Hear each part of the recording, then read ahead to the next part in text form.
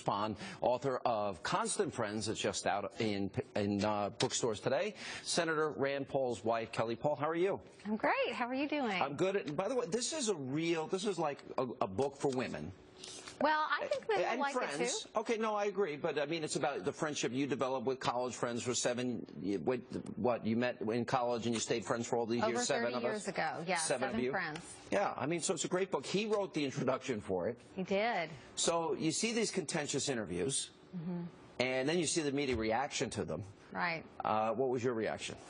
You know, if you want to say Rand is abrupt or comes off, you know, in a rebuffing way, fine, that's legitimate. But it's not because someone's a woman. You can look at interviews that he's had with men and women and make that argument. But the reality is Rand's entire professional life working with female surgeons has been one of working with women. His longtime surgical partner in Bowling Green that he worked with for over 10 years, he still has a great relationship with.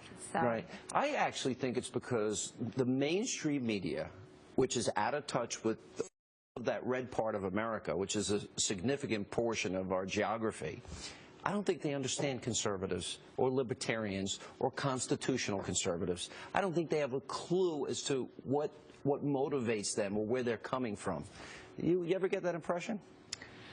You know, sometimes it does feel that way. You know, he's trying to get his point across and make a different point, and you just want people to be open to it. What about Hillary Clinton? I did ask Rand about this. I mean, she's taken money from countries like Saudi Arabia, UAE, and these countries have atrocious human rights records for women, gays and lesbians, etc. I can't think of a time when any of these reporters ever grilled her. Yeah. What's your reaction to that? Well, we conservatives often think that there's a double standard for us, so I would disagree with that. So you became friends with the 7 of you in college. Yes. And this is a story about how they've been influenced by mothers and grandmothers. And your Irish blessing is your grandmother. Yes. And tell us about it. You know, my grandmother was really the inspiration for the book. Once Red was elected, I was invited to do some speeches, and I decided I really wanted to write a speech about the American dream. And my grandmother, Julia O'Toole, embodied the American dream. She came to this country in 1929 from Ireland when she was only 19 years old. She boarded a ship all alone and came here so that she could work to send money home to her family. She'd had to quit school at the age of 12 because her family was so impoverished. Her father was an invalid, having been gassed in World War I. So she had a hard life.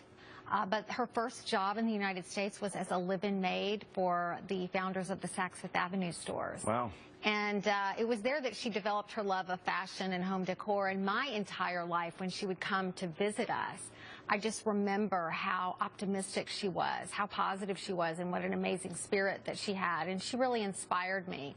And I wanted to honor her in this.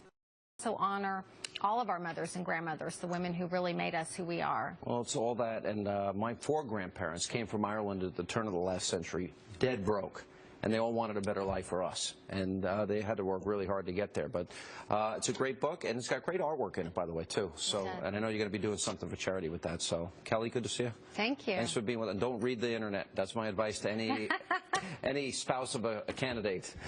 All right.